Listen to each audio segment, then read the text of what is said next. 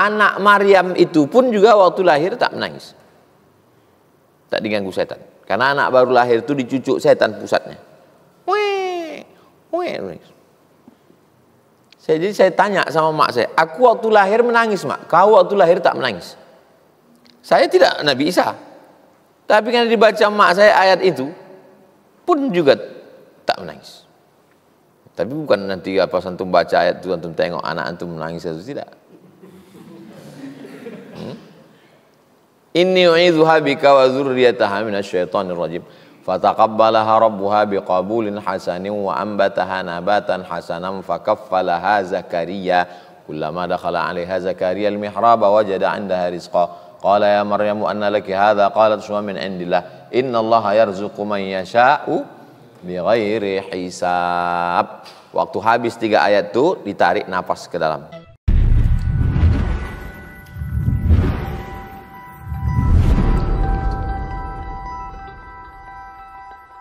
Apakah puasa 6 hari Syawal bisa terpisah? Man shoma Ramadan, siapa yang melaksanakan puasa Ramadan, summa atba'ahu sittan min Syawal, diikuti 6 hari di bulan Syawal. Tidak ada kata mutawaliyatin, berturut-turut. Bisa di awal, bisa di tengah, bisa di ujung. Tidak mesti berurutan, tidak mesti satu, tidak. Bisa di awal, bisa di tengah, bisa di ujung, bisa berurutan, bisa dicicil. Karena tidak ada hadis yang mengkhususkan mesti syahraini mutatabi'aini, berpuasa 2 bulan berturut-turut. Nah, itu memang ada mutatabi'ain. Kalau ini tidak, bebas. Tujuannya untuk apa? Supaya badan tak terkejut. Sebulan tak makan, tak minum, tiba-tiba kuda lepas kandang. Bom! Masuk tahu goreng, tahu isi, tahu jeletot, tahu mendopen, tempe mendoan. Pup dari atas, pup dari bawah. Supaya tak terkejut. Nah, itu. Secara psikologis orang lepas dari Ramadan ini macam lepas, maka diingatkan dia lagi masih ada puasa dan ada balasan. Man jaa bil hasanati falahu asyru amsalihha. Siapa yang melaksanakan 1 kebaikan dibalas 10. Jadi kalau 1 10, 30 300, tambah 6 36, 360. Pas setahun puasa. Siapa yang melaksanakan puasa Ramadan kemudian diiringi 6 hari di bulan Syawal. Puasa Ramadan itu 29 hari. Tak ada puasa Ramadan 23 hari. Jadi ibu-ibu ini rata-rata puasanya baru 23 hari. Tak ada yang genap 30 hari. Karena dia tak puasa 7 hari.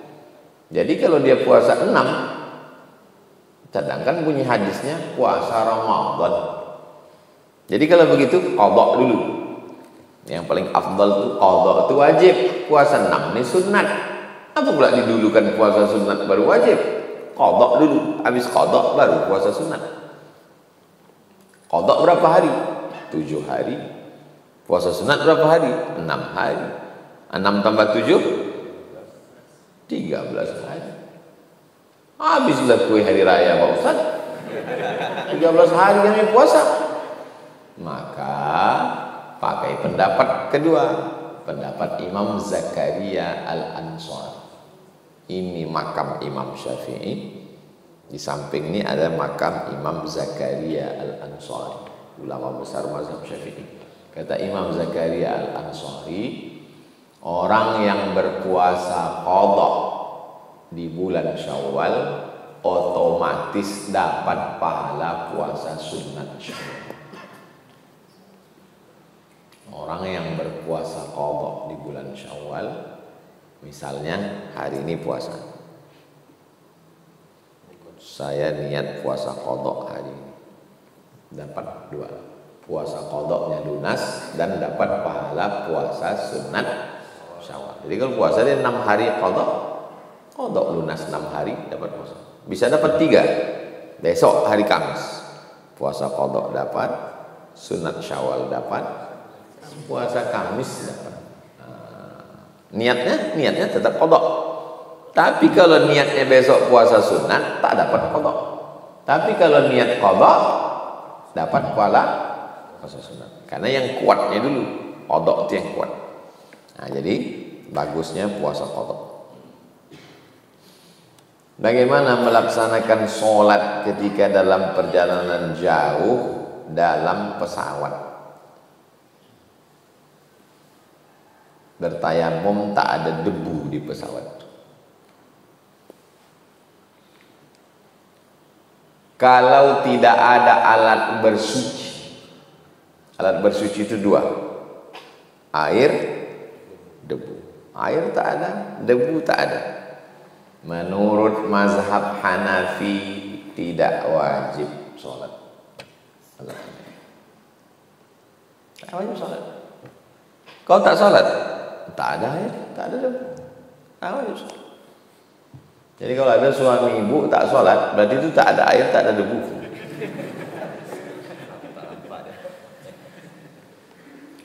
Menurut mazhab Hambali, sholat saja tanpa wudhu dan tanpa tayamum. Allahu Akbar. Kau tak wudhu, air tak ada. Kau tak tayamum, debu tak ada.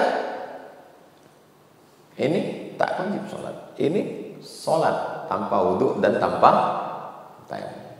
Mazhab Syafi'i. Mazhab Syafi'i, sholat di saat waktu itu, tapi nanti sampai di tujuan diulang lagi. Saya buat bertiga ini biar antum terbayang. Sholat di saat waktu itu namanya sholat lihurmatil waktu. Lihurmatil waktu, untuk menghormati waktu. Karena tak boleh 5 waktu itu berlalu tanpa sholat. Subuh, zuhur, asar, maghrib, isya, tak boleh berlalu tanpa ada sholat. Antum tetap sholat. Pesawat terbang jam 12.30, oh zuhur dah masuk, antum tetap sholat zuhur. Lihurmatil waktu. Tak wudu, tidak wudu, tidak tayamum. Karena tak ada air, tak ada. Nah, tapi antum tetap sholat. Namanya sholat lihurmatil waktu. Sampai di Jakarta, sampai di Vietnam, antum ada urusan keluar negara. Di sana sholat zuhurnya antum sholat lagi, namanya sholat i'adah. Sholat itu 3. Usolli fardhu zuhri 4 raka'atin adaan, usolli fardhu zuhri 4 raka'atin qadaan, usolli fardhu zuhri 4 raka'atin i'adatan. I'adah diulang lagi. Kenapa diulang? Karena tadi sholatnya tak cukup syarat. Syarat sah sholat mesti wudu. Sekarang seandainya antum pilih antara 3 mazhab nih, mana mazhab yang paling selamat? Antum pakai mazhab Hanafi. Pas di akhirat ditanya sama malaikat, kau tak sembahyang? Tidak. Kenapa kau tak sembahyang? Karena tak ada alat bersuci. Sembahyang itu wajib, kata malaikat. Tetap kena karena tak sembahyang. Pakai mazhab Hambali, kau tak sembahyang? Aku dah sembahyang. Sembahyang kau tak sah karena kau tak wudu. Yang selamat mazhab Syafi'i. Kau dah sembahyang? Aku dah sembahyang. Sembahyang kau tak sah, udah kuulang. Nampak? Kita bukan mau mengecilkan mazhab. Nanti antum ditanya orang, kenapa mazhab Syafi'i itu? Mazhab Syafi'i tingkat kehati-hatiannya lebih tinggi. Tingkat kehati-hatiannya lebih tinggi. Mazhab Syafi'i lah yang selamat. Bukan berarti mazhab ini tidak. Ini ahlus sunnah wal jamaah semua. Ini kan cerita perbandingan mazhab ini. Kalau cerita perbandingan mazhab itu bukan mengejek mazhab lain. Mau melihat macam mana cara berpikir Imam Syafi'i. Apakah di atas ini ada debu? Ada debunya ini. Cara melihat ada tidak debunya. Pelana kuda, ini kuda, di atas kuda itu ada kain pelananya. Waktu ada cahaya matahari, dipukul kain itu, naik nampak, itu disebut dengan debu. Ini cahaya matahari. Cahaya matahari. Waktu dipukul, ada nampak naik? Tak ada debu. Bukan pakai mikroskop. Lihat debu itu. Pesawat itu ada debunya? Tak ada debu. Pukul lah. Yang mati itu mukul tak ada. Dulu ada orang menjemur tilam. Masih ada lagi orang jemur tilam sekarang. Kasur jemur, dipukul pakai rotan kan. Apa? Ada tak naik? Nah, itu bisa dipakai. Bisa dipakai. Naik dia ke atas. Sudah dipukul. Kita menjenguk saudara kita di rumah sakit, terbaring. Apa kita bawakan? Bawakanlah debu di atas koran untuk dia tayamum. Mazhab Syafi'i mesti ada debunya. Mazhab Maliki tidak mesti debu. Batu pun dianggap sebagai sha'idan thayyiba. Batu bulat, bukan batu cetak, bukan semen, batu gilingan. Itu di setiap masjid di Maroko, di bawah tiang itu diletakkan batu. Jadi waktu musim dingin mereka bertayamum, batu diusap batu itu. Dalam mazhab Maliki tidak mesti nampak ada debu. Dalam mazhab Syafi'i mesti nampak debu. Jadi kalau nanti ada orang yang memegang kursi pesawat, dia bilang aku pakai mazhab Maliki. Kursi pesawat bukan batu. Kursi pesawat piber. Iya Pak Ustaz, tapi piber nih kalau diurut-urut nasabnya ke belakang tuh, dari mana pula kau tahu piber itu dari batu? Nah, mazhab mengada-ngada Pak. Jadi kalau antum di pesawat, antum tetap sholat lihurmatil waqti. Sampai nanti di tujuan, sholat lagi i'adah. Kalau tidak bisa jamak takhir. Tapi kalau bisa jamak takhir, terbang dari sini ke Makassar, pesawatnya langsung 3 jam. Berangkat jam 2 dari sini. Berangkat dari sini jam 12. Zuhur belum masuk. 1, 2, 3 sampai Makassar jam 3. Sampai di Makassar udah jam 4 karena waktu Indonesia Timur. Zuhur sudah habis. Maka zuhurnya bukan i'adah, tapi zuhurnya jamak takhir. Jamak takhir. Jadi waktu di pesawat saya sholat tidak, karena jamak takhir. Jamak takhir. Tapi kalau penerbangannya ke Madrid, antum diundang main bola, enggak nonton. Madrid sampai ke sana. Selama di pesawat tinggal sholat, itu tak bisa jamak karena pesawatnya sampai 12 jam non-stop. Maka namanya sholat i'adah. Waktu di pesawat itu antum tetap sholat. Sholat zuhur, sholat asar. Sampai di sana antum ulang lagi zuhurnya. Kapan mengulang zuhurnya? 2. Bisa di waktu zuhur, bisa di waktu sampai. Begitu sampai langsung antum sholatnya ada zuhur 4, asar 4. Menunggu waktu zuhur besok afdal. Mengulang sholat di waktunya lebih afdal daripada di luar waktu. Qadha juga begitu. Qadha zuhur di waktu zuhur lebih afdal daripada qadha zuhur jam 9 pagi. bulan Syawal harusnya sebagai bulan meningkatkan amal, tapi kenyataan yang terjadi justru semakin turun. Bagaimana caranya supaya bisa meningkat? Kalau puasa, ya kita balik puasa sunat. Kalau bangun malam, ya tetap kita bangun malam setel jam. Apa aja yang di puasa, yang di bulan Ramadan itu? Bangun malam, karena kita sahur, ya kita bangun malam lagi. Setel jam 4. Jam 4 bisa tahajud, setengah 5 bisa tahajud. Habis itu apa lagi? Baca Quran. Ya baca Quran kita lagi, buka lagi Quran. Itu makanya orang khatam Quran itu waktu khataman tidak sampai An-Nas, tapi lanjut wa ulaika humul muflihun. Kenapa? Supaya melanjutkan bacaan. Acara khatam Quran tidak sampai An-Nas, sampai wa ulaika humul muflihun, supaya start awal lagi. Zikir, tetap berzikir. Oh, belum berhenti berzikir. Beli zikir tuh yang ujungnya ada 10. Jadi setiap kali habis satu putaran 10.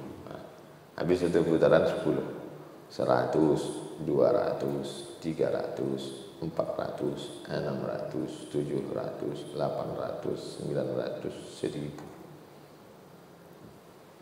Kalau tak dihitung kita lupa. Kalau tak kau hitung zikir, zikirlah sebanyak-banyaknya. Gimana zikir? Sedang sahabat Nabi menghitung. Sahabat Nabi menyimpul 2000 simpul. Pakai sahabat Nabi aja menyimpul. Saya kalau tak saya hitung tak tahu saya berapa zikir saya. Hitung. Tapi yang tahu kita aja. Yang belum habis itu gambar kan. Sudah 2000 guys. Kata Syekh Ali Jum'ah, berzikir pakai kayu. Karena kayu itu ikut berzikir. Kayu gaharu, kayu. Jangan berzikir pakai plastik, karena plastik tak berzikir. Bukan berarti pakai plastik salah, yang berzikir pakai plastik. Tidak salah. Ini bukan masalah salah, tak salah. Ini kata Syekh Ali Jum'ah, berzikir tidak salah sebagai alat itu. Bagaimana supaya meningkat? Ziarah ke kubur. Jadi ulama mengajarkan ziarah ke kubur itu untuk meningkat lah itu. Tak mempan lagi pakai ceramah. Ziarah ke kubur. Saya kalau ziarah ke kubur itu meningkat amal saya. Menengok orang mati, menengok orang sakit, menengok orang tua. Hari raya dibawa anak-anak ini menengok orang tua, menengok orang sakit, menengok orang mati. Jangan dibawa ke kebun binatang. Nah, raya anak-anak bawa kebun binatang, menengok cigak, cingku. Alah, Ustaz kemarin kami tengok Ustaz bawa Sami sama Hazik ke kebun binatang. Memang ada saya bawa jalan-jalan, bukan silaturahim. Silaturahim tetap sama. Bawa, tunjukkan. Ini nenek, ini pakcik, ini makcik, ini uak, ini opung, ini tulang, ini kenalkan semua.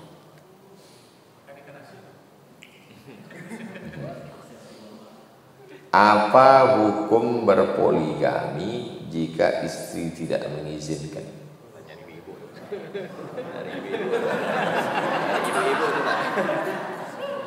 Hukum asal menikah itu tidak ada izin perempuan, tidak ada izin emak, tidak ada izin kakak, tak ada izin adik, tak ada izin perempuan. Yang ada menikah itu izin laki-laki, izin ayah sebagai wali, izin abang sebagai wali, izin adik laki-laki sebagai wali,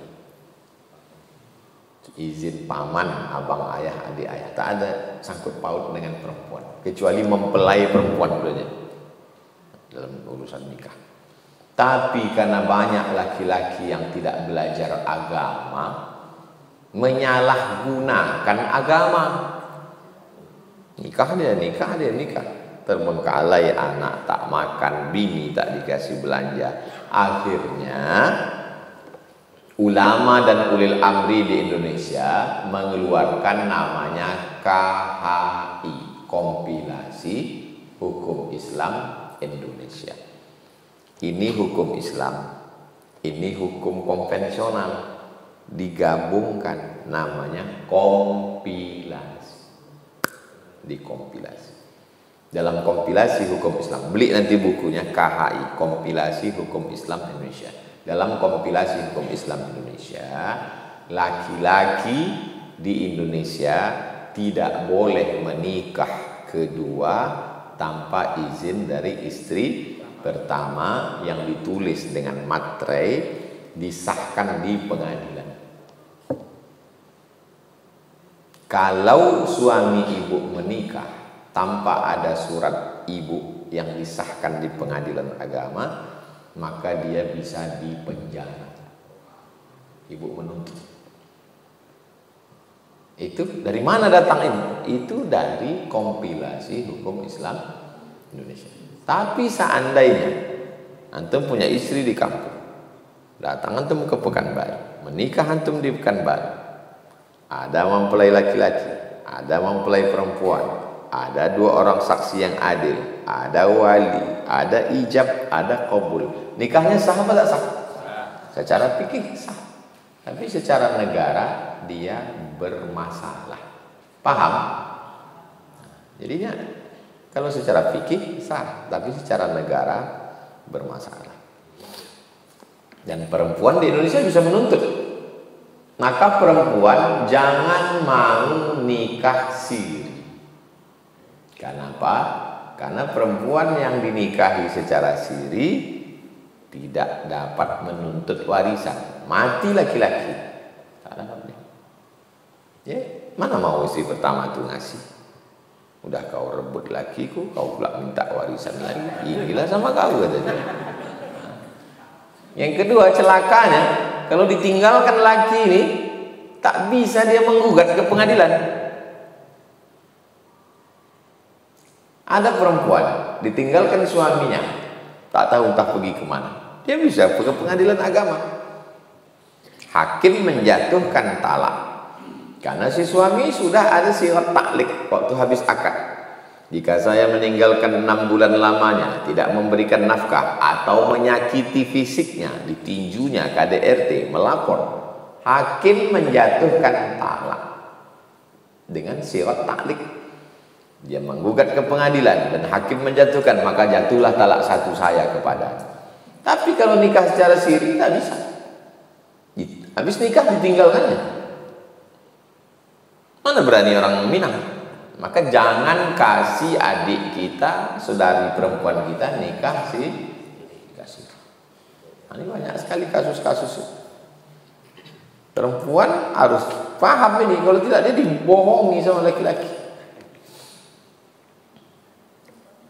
Apa pendapat Ustadz memasang foto angku saliyah di rumah makan? Kalau Bapak pergi ke Kalimantan Selatan, Banjarmasin, itu hampir di setiap toko ada gambar Syekh Muhammad Zaini bin Abdul Ghani atau guru sekumpul di toko-toko. Kalau Bapak Ibu pergi ke Mesir, itu di toko kaca rumah makan itu gambar Syekh Muhammad Mutawalli Asy-Sya'rawi. Kalau ke rumah Habib-Habib, itu ada gambar Habib Umar bin Hafiz, Habib Zain ibn Sumaid, ada Habib-Habib. Kalau Bapak pergi ke rumah saya, naik ke atas di pustaka, ada gambar Inyak Candong, Syekh Sulaiman Ar-Rasuli, ada gambar Syekh Sayyid Muhammad Alawi, ada gambar Syekh Ali Jum'ah, ada gambar. Untuk apa Ustaz? Untuk mengenalkan ke santri-santri. Itu namanya Inyak Candong. Itu namanya Syekh Ibrahim Musa Parabek. Itu namanya Syekh Muhammad Ali. Itu namanya situ ulama-ulama kita. Di atas pustaka itu keliling gambar-gambar ulama itu saya pasang. Itu namanya Syekh Azra'i Abdul Rauf.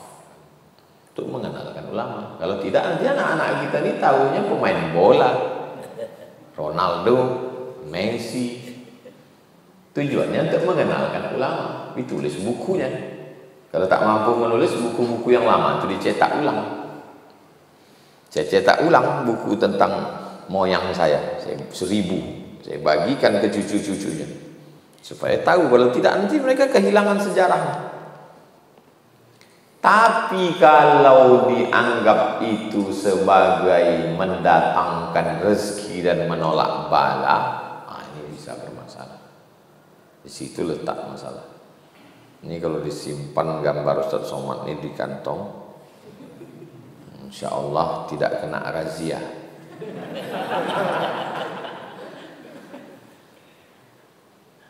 Kira-kira itu bisa tidak?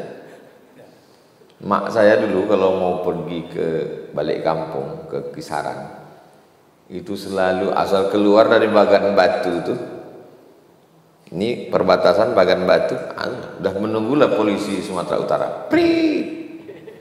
Asal keluar Bagan Batu, selalu. Saya cetakkan foto, saya bingkai, saya letakkan di mobil. Siapa aja mak jumpa polisi, tunjukkan foto. Alhamdulillah tak kena razia. Gambar saya sama Pak Tito Karnavian. Asal jumpa polisi, gitu. Lewat. Ada fotonya disimpan. Nah, jadi yang logis bisa, yang logis masuk akal bisa. Tapi kalau tak logis, apa korelasinya foto itu? Kalau kita yakin cincin ini mendatangkan manfaat dan menolak bala, itulah yang disebut dengan syirik, mempersekutukan Allah. Karena bala, menolak bala dan mendatangkan manfaat itu hanya Allah. Asmaul Husna, ad-darru menolak mudarat, an-nafi'u mendatangkan manfaat itu hanya Allah. Jelas? Jadi kalau dipajangnya untuk mengenalkan pada ulama, tak apa-apa. Jika seorang pada hari itu tidak berpuasa, dia melakukan hubungan suami istri siang, apakah berlaku had 2 bulan berturut-turut bagi mereka? Menurut mazhab Syafi'i, orang yang sengaja tidak puasa, tidak ada uzur, maka berlaku. Tapi kalau dia ada uzur, kenapa tak puasa? Sakit. Kenapa tak puasa? Musafir. Faman kana minkum maridan aw ala safarin fa'iddatun min ayyamin ukhra, atau tua renta, maka dia tak kena. Tapi kalau dia tak puasa hanya khusus untuk itu, walaupun membatalkannya tidak dengan berhubungan, dibatalkannya puasanya dulu, minumnya TS, habis itu dia berhubungan. Pas ditanya, kenapa kau berhubungan? Aku berhubungannya kan setelah puasaku batal, tetap kena. Jelas? Tapi kalau dia tak puasa karena musafir dia sama istrinya, berhubungan dia, tak kena. Kenapa? Karena dia musafir. Atau dia sakit. Kau sakit ya, kenapa berhubungan? Aku sakit, yang sakit. Kalau yang itu tidak, kata dia. Atau dia tua renta, tua udah 70, berhubungan. Tapi atau tua, yang mata yang tua. Tapi kalau tidak ada sebab, dibatalkannya puasanya dengan makan, habis itu berhubungan dia, tetap kena. Karena tujuannya tetap berhubungan. Apa amalan untuk ibu hamil? Apa amalan untuk ibu hamil? Ibu hamil itu sudah beramal. Kalau ditanya, apa amalan ibu hamil? Ibu hamil itu sudah beramal. Apa amalnya? Hamil itu amal. Hamil itu amal. Itulah amal yang tak bisa dilakukan oleh wali Allah walaupun wali laki-laki. Walaupun wali Allah laki-laki tak bisa melakukan amal ibu itu. Amal apa? Amal hamil. Makanya orang hamil kalau mati syahid. Jadi kalau ada perempuan sikit-sikit hamil, sikit-sikit hamil. Diajak sama orang. Zaman dulu kalau hamil itu bangga karena memperbanyak umat Nabi Muhammad. Zaman sekarang kalau ada orang hamil diajak, kau ini tiap tahun hamil, tiap tahun hamil. Ini amal nih. Amal. Jadi yakinkan dulu karena banyak dia menganggap kenapalah aku hamil. Emosinya mesti distabilkan bahwa hamil itu amal. Kau hamil itu udah beribadah. Nah, selama hamil itu dia memperbanyak sholat sunat. Ternyata orang tidak Islam tetap disuruh banyak bergerak untuk mempermudah proses kelahiran. Tengoklah ibu-ibu hamil lari ke jalan di lapangan Masjid An-Nur. Ibu mesti banyak jalan. Istri hamil bulan sekian disuruh banyak jalan untuk mempermudah proses kelahiran. Jadi sholat sunat bagus. Konsultasi tetap ke dokter, SPOG, spesialis obgyn. Kalau kata dia tak boleh tegak, duduk. Sholat sunat. Yang kedua, hatinya mesti tenang. Kalau ibunya stres, na'udzubillah, banyak contoh kasus. Saya beberapa kali di anak itu karena ibunya stres. Saya tak nanya, saya hampir tak pernah mau bertanya masalah orang, kecuali orang cerita. Ustadz, itu dulu waktu ibunya mengandung, bapaknya begini. Itulah maka anak lahir. Banyak. Gara-gara ibunya stres. Maka ibu mengandung tidak boleh stres. Bagaimana supaya dia tidak stres? Ala bidzikrillahi tatmainnul qulub. Banyak berzikir. Istighfar 100, sholawat 100, la ilaha illallah 100, al-fatihah 100, kulhu 100. Itu supaya berzikir. Karena kalau tak dihitung 100, asal udah 3 kali petik berhenti. Waktu mengandung saya, almarhumah mak saya sakit-sakitan. Datanglah dia berjumpa Syekh Muhammad Ali. Syekh Muhammad Ali ini dari Makkah, sekolah di Makkah, murid Sayyid Alawi, ayah Sayyid Muhammad bin Alawi. Kata mak saya, apalah ku amalkan? Kata Syekh Muhammad Ali, amalkan surat Ali Imran ayat 35, 36, 37. Antum screenshot, antum kirim ke istri, jangan ke calon istri. Surat Ali Imran 35, 36, 37. Mak saya tak bisa bahasa Arab. Setelah saya sekolah pondok, baru ditanyanya. Inilah ayat yang kubaca dulu waktu mengandung kau. Apa artinya ini? Iz qalat imra'atu Imran rabbi inni nadhartu laka ma fi batni muharrara. Ingatlah ketika istri Imran, nama istri Imran itu Hanna namanya, surat Ali Imran. Ingatlah ketika Hanna istri Imran mengandung, nazartu laka ma fi batni, aku bernazar anak yang ada dalam perutku ini muharrara, akan menjadi penjaga Baitul Maqdis. Fataqabbal minni, terimalah amalku, innaka antas samiul alim. Falamma wada'atha qalat rabbi inni wada'tuha unsa. Ketika anak itu lahir ternyata anakku perempuan. Walaysa dzakaru kal unsa, laki-laki tak sama dengan perempuan. Yang boleh menjadi penjaga Baitul Maqdis itu anak laki, anak perempuan tak boleh. Tapi karena sudah nazar, inni sammaituha Maryam, aku kasih nama anakku itu Maryam. Inni u'idzuha bika wa dzurriyyataha minasyaitonir rajim. Aku minta tolong supaya anakku ini dan anaknya dijaga dari setan. Anakku ini Maryam dan anaknya, siapa anaknya? Maka Maryam waktu lahir tak menangis karena tak diganggu setan. Anak Maryam itu pun juga waktu lahir tak menangis, tak diganggu setan. Karena anak baru lahir itu dicucuk setan pusatnya. Jadi saya tanya sama mak saya, aku waktu lahir menangis mak, kau waktu lahir tak menangis. Saya tidak Nabi Isa, tapi karena dibaca mak saya ayat itu pun juga tak menangis. Tapi bukan nanti apa antum baca ayat itu antum tengok anak antum menangis atau tidak. Inni u'idzuha bika wa dzurriyyataha minasyaitonir rajim.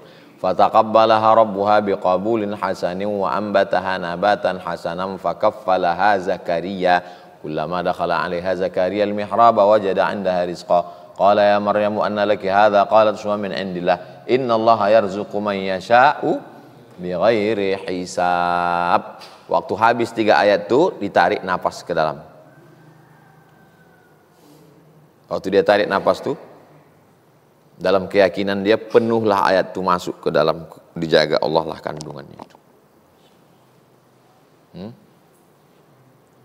Zikirnya aja dulu antum, istrinya menyusul belakang.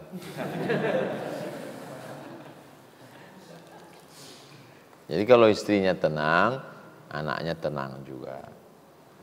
Karena jantung ibu tuh berpengaruh ke jantung anak.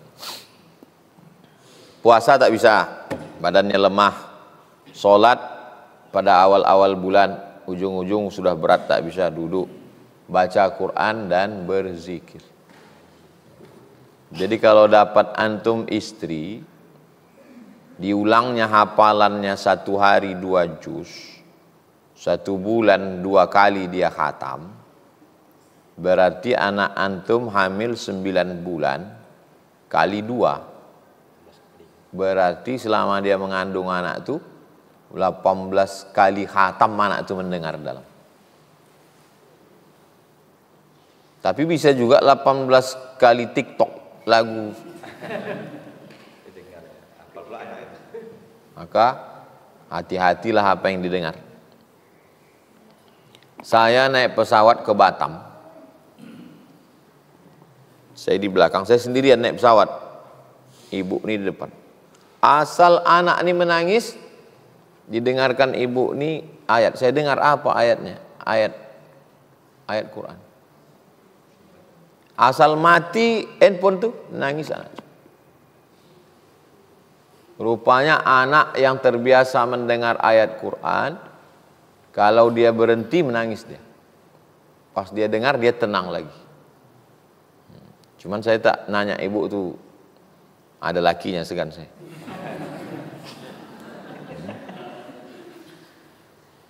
Jadi Allah bisa karena biasa.